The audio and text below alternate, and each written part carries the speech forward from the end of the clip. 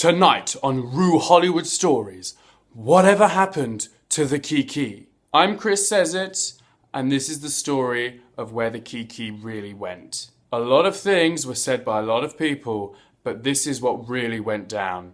This is the real tea. And luckily, the surveillance camera caught everything.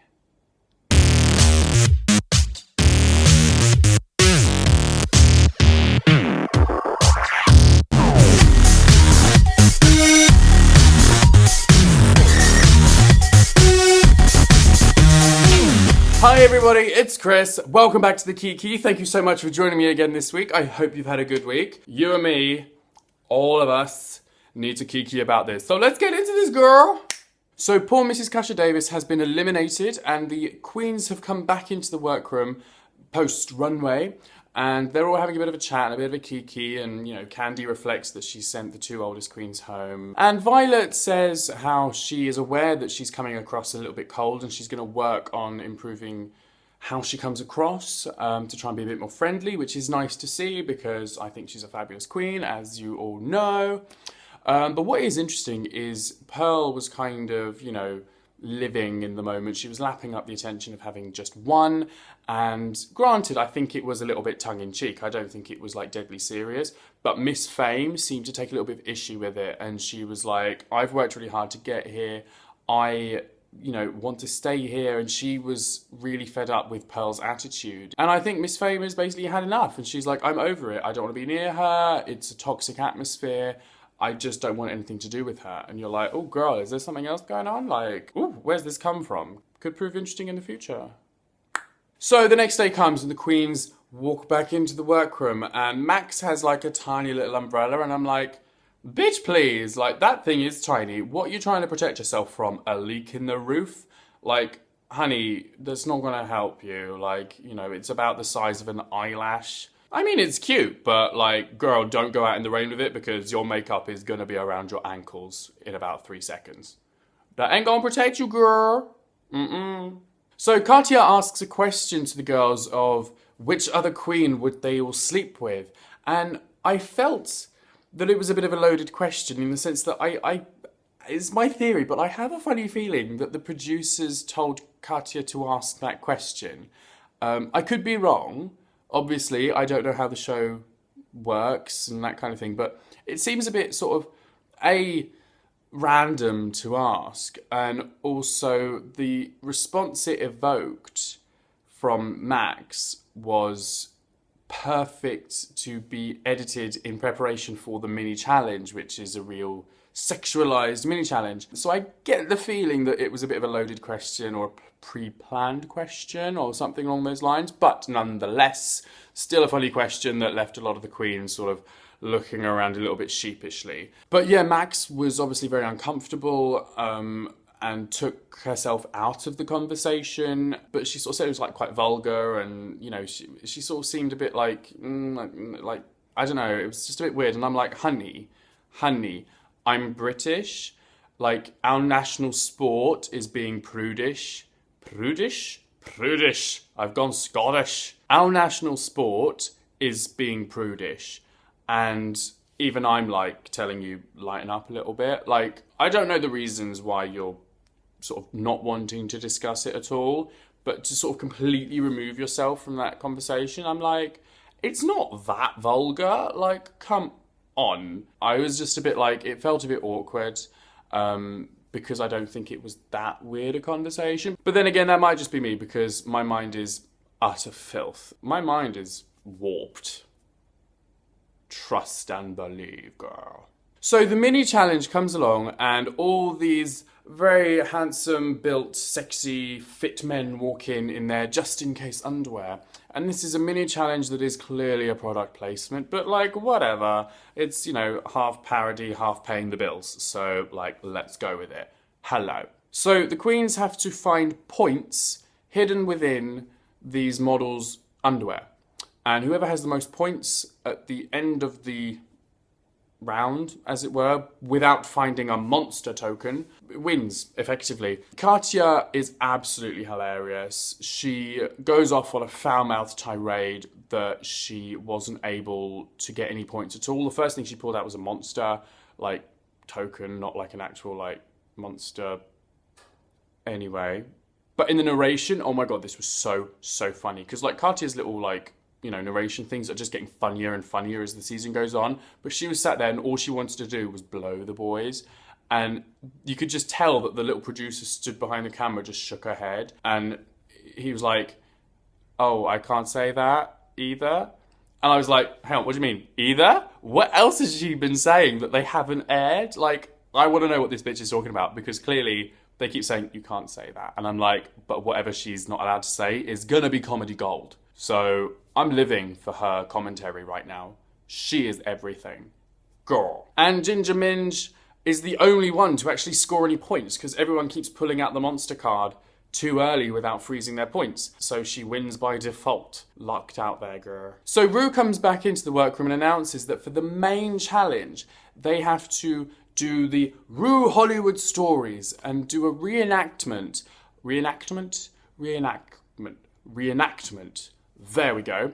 A reenactment. I can't say that word. Oh my god, what is wrong with me? A reenactment, that sounds a bit better, of why Merle Ginsburg stopped being a judge, basically. And they are to be split into 3 groups of 3, and they're to do the, you know, the fake reenactment. Fake reenactment! Ugh! From 3 different perspectives. There's Merle's perspective, Michelle's perspective, and Ru's perspective. Lots of perspectives going on. So Ginger is the winner of the mini challenge, so she gets to pick the 2 people that work with her. So she picks Katya and Kennedy. But as a little side prize, she also gets to pick the other 2 teams. So she chooses Max with Candy and... Max with Candy and Violet. And then the 3 that are left that form their own team are Jaden, Miss Fame, and Pearl. So the girls get to work, and Jaden is sort of taking a bit more of a leadership role in her team. Miss Fame is sort of sitting to one side, and Pearl is just sat there like, oh, we should sit in like a triangle. We should like create a little shape. We should like do all this kind of crap that you would expect in high school. And I'm like, honey, do you want to sit in a field picking daisies, making a little head crown? Like, come on, learn your damn lines. Don't sit there and like, oh, we should like, you know, create a 3-way scissor. What? Like, what? Really? So naturally, Jaden was getting, like, really irate with Pearl. Max's team with Violet and Candy are struggling. Neither Candy nor Violet are kind of acting girls, whereas Max is, I suppose. And he's sort of struggling to keep them motivated. The atmosphere is a bit flat. They're struggling with the references. You know, they can't really seem to make Merle personified, basically. But the attitude there is a little bit wanting, I suppose. But Max is doing a good job of trying to, like, rally the troops, as it were. But, you know, it's always falling to Max to do that job. And it's a bit like, well, you know, poor Max, bless him. And then Team Ginger is just hilarious. Ginger is playing Michelle, and like she's trying to do all the different accents or something, and it's just gone from New Jersey to like the Bronx by way of Little Italy. It's just so crazy and harsh and hilariously awful, but like fabulous at the same time. You know, it was totally making me want pizza. I'm like, somebody call The Sopranos. So the girls have gotten ready and they go on set to do their reenactments, but I'm trying to make a joke and make it reenactments. There we go. God's sake, what is wrong with me? Ugh. Am I the only one that's having trouble with that word? Reenactment. Am I the only one? Tell me if I'm the only one having trouble with that, because girl, this is annoying me. So yes, the girls come on set and the first ones up are Team Ginger, and I thought Kennedy's Ru look wasn't that great. Like, the hair was sort of on point with the little thing in the hair and that kind of thing, but the dress wasn't really Ru.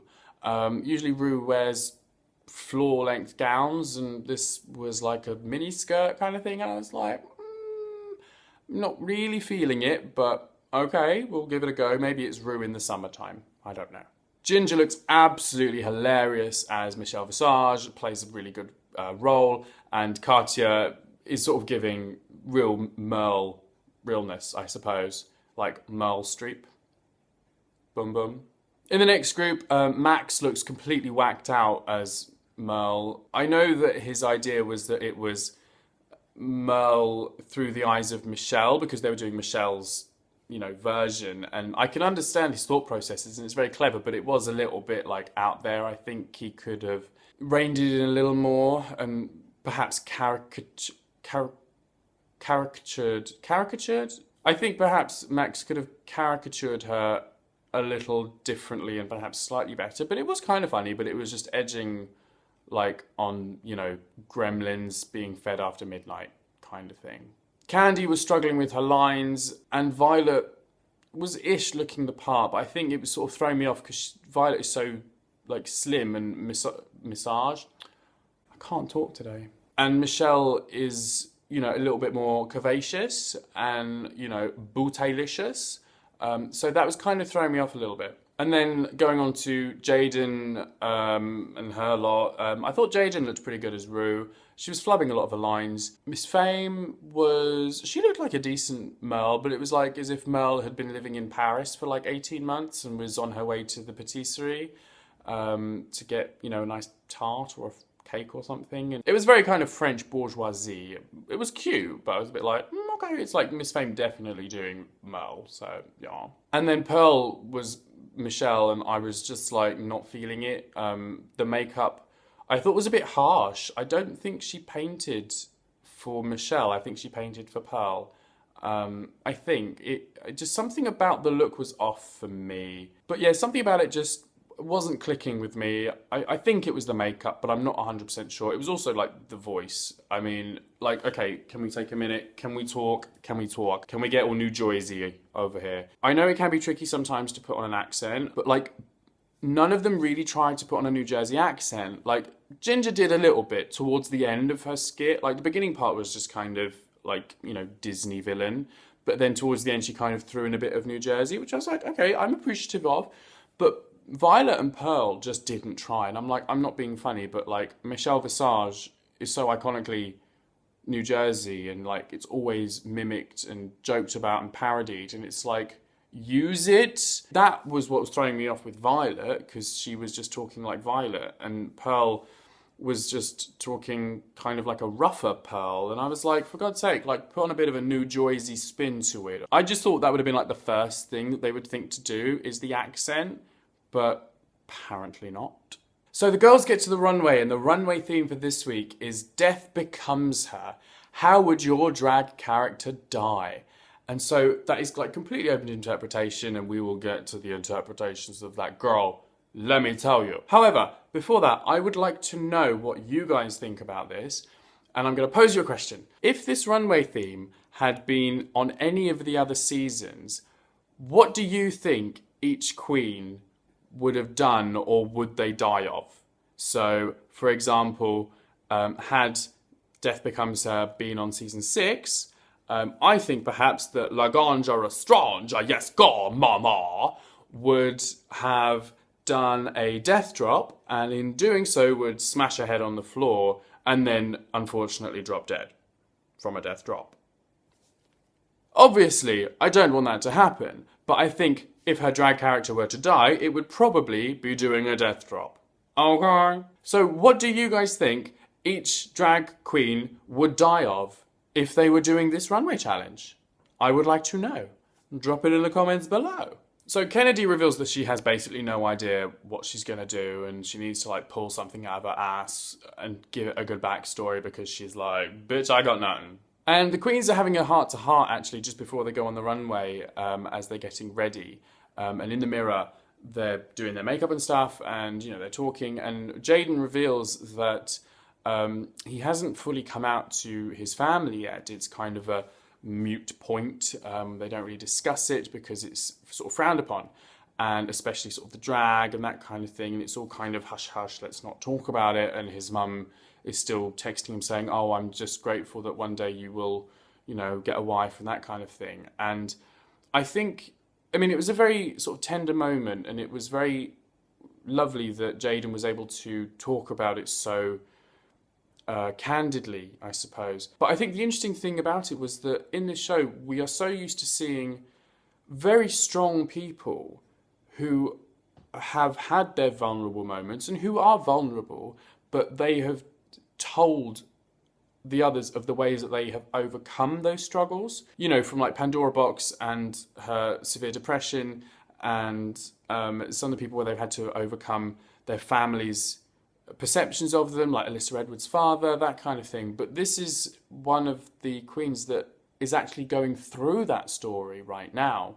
Whereas the others have sort of gone through that and they've said, this is all of what happened and how I've come out on the other end. Jaden is still in the middle of it, and I thought it was really nice to sort of see that, I suppose, for the viewers to say, you know what, because I think there's a lot of people that will be able to relate to her in that respect, and they will be able to sit there and think, yeah, I may not have come through the end yet, but neither has she, and we're all in this together kind of thing. So I hope it all works out well for Jaden. You can see that she's quite conflicted between pleasing her family and the fear of being ostracised by them. So I hope it works out, but it was a very tender moment and a very different moment to what we're kind of used to, I think, on Drag Race. So yeah, it was nice. So we get to the main stage, and oh my god, Merle Ginsburg is back! I actually quite liked Merle. I mean, she was a bit like of an odd choice to put on the judging panel, but I kind of liked her sort of, you know, upbeat, kooky kind of ways. So it was really nice to have her back just for one episode and sort of see how it all played out. And we've also got Ariana Grande. Like, what the hell? How did they book her? Like, did half the budget just go on her? Like, she is like A-list. This is like amazing. This is progress for Drag Race, honey. This is progress. But I had to wonder, because Ariana Grande is quite short, right? If she wears high heels, does she need to be called like Ariana Venti or Ariana Trenta? Because like, I can only assume she's named after a Starbucks. No? Am I wrong? No tea, no shade, girl. All tea, all shade.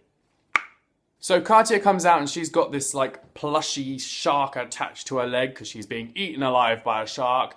And she was sort of serving up kind of, you know, sailor realness. She had the little hat on and everything. I'm wondering if she puts the cruise back into cruise ship, if you know what I'm saying.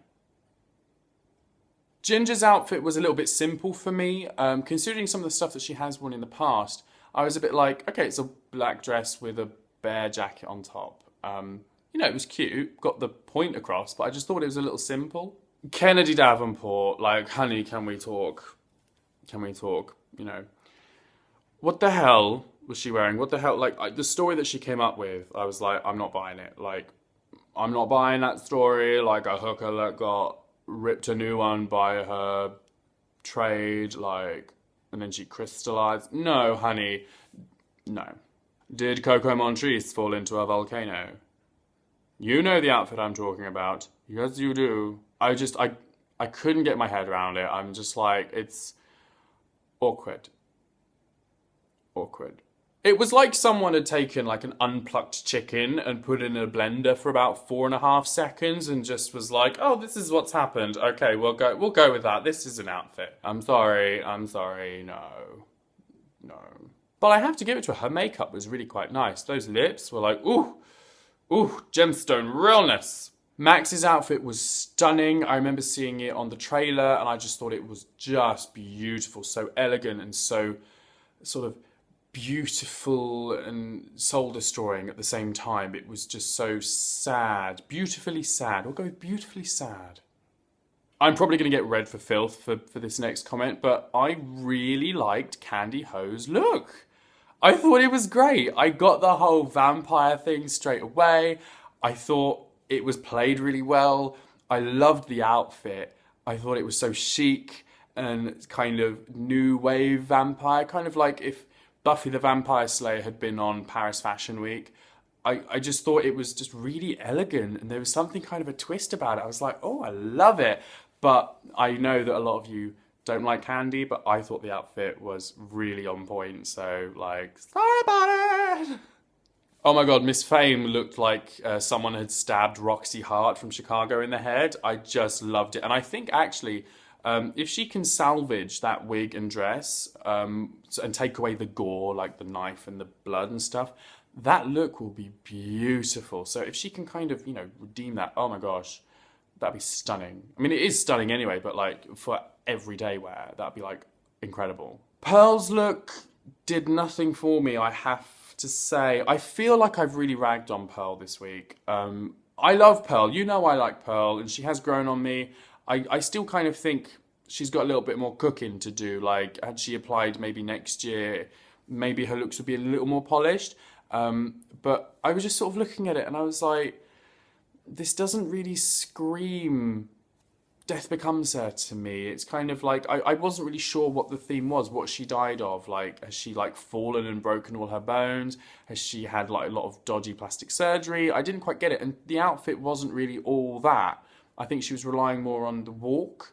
I mean, she was selling the garment, I think in maybe some other weeks it might have worked, but I just wanted a bit more. It just seemed a bit simple. It was like a bra, panties, stockings, and like a neck brace. And I'm like, I think she could have done better, really. I know she had to cobble something together at the last minute, like, because she used her death outfit for the tanning thing. She said in Untucked she used the death outfit for the tanning. But even then, I was just like, I don't know. I just wasn't really sure what she was going for. But this week, she wasn't really doing much for me, if I'm honest. Last week, she was really funny, but this week... So I'm a bit unclear as to what she was going for, I suppose. I really liked Jaden's look. I thought it was really, really cool. I know she made it herself, and I really liked it. I got the story, I got the idea, I got the image in my head that this person has escaped from a prison, had like run through a forest and had tripped and gotten caught in the brambles and got trapped and then died. And I got all that. Like, I got it. And oh my god, can we talk about Violet? I mean, we've all seen it from the trailer. We've all been waiting for it. But oh my god, it was incredible. That waist is tiny, girl. Tiny. And she just served it. She owned it. She sold it to me. Like, that look was everything. One of the best looks in Drag Race history, I think. It was just selling the story, selling the garment. That waist was ridiculous. It was just, oh my god, incredible.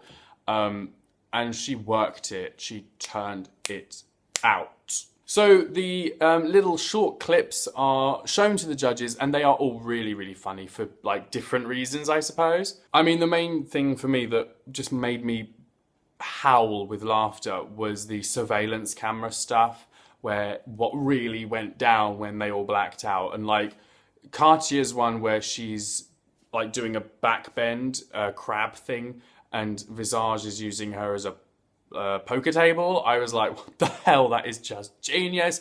And the other two were really, really funny. It's not what I was expecting at all. And I was just in absolute hysterics at what the surveillance camera had caught. And the editing of that whole thing was fantastic. Like where, Merle is doing her bit to the camera, so is Michelle, so is Rue, with all the different backgrounds and the voiceovers and how it all worked together, and then the surveillance camera shots. I thought it was really well done. And oh my god, can we talk about Ginger trying to get up off of Katya after their food fight? Like, Ginger nearly slipped. And like, that was funny anyway, that you could see she was a bit like wobbly, but had she actually fallen over, I think that would have been really, really funny. Like, had she then carried on the speech, that would have been comedy gold. So Ginger's team wins this challenge, and Katya is announced as the winner of the challenge overall for her fabulous portrayal as Merle Ginsburg and her shark death realness. Sharknado, here we come. Max is completely read by Merle and Michelle, and especially Michelle. She's like, I want to see another wig. I want to see another hair colour. And Ross stands up for Max. It was quite sweet, saying, if this is what her shtick is, grey hair, I don't see a problem with that. And on like, a personal level, I don't see a problem with it whatsoever. I think it really works for her, in the same way that Michelle is always like showing off her cleavage, and Rue is always a blonde and that kind of thing. But Michelle was like, I'm not asking her to change, I just want to see something different. And Ross is like, but that's exactly what change is. And I was just like, Ross, that was a way to shut Michelle down. I was like, that was hilarious. Miss Fame misses a how's your head joke again, 2 weeks in a row. I'm wondering how long they can do this before she picks up on it, because, like, how can you miss that many jokes? I mean, I know I've got a dirty mind, but come on. Ru set you up for a joke, and you're like, what? The funny thing is, while all those readings and the critiques and stuff are going on, in Untucked, the safe girls, Katya, Kennedy and Ginger, are reading All the Girls for Filth anyway. I mean, they are hilarious. Those three are like a show in their own right. They were so, so funny. That moment where Kennedy said, you know who was my favourite? Pearl. Completely straight-faced. And they all just burst into hysterics, because obviously Kennedy isn't a huge fan of Pearl.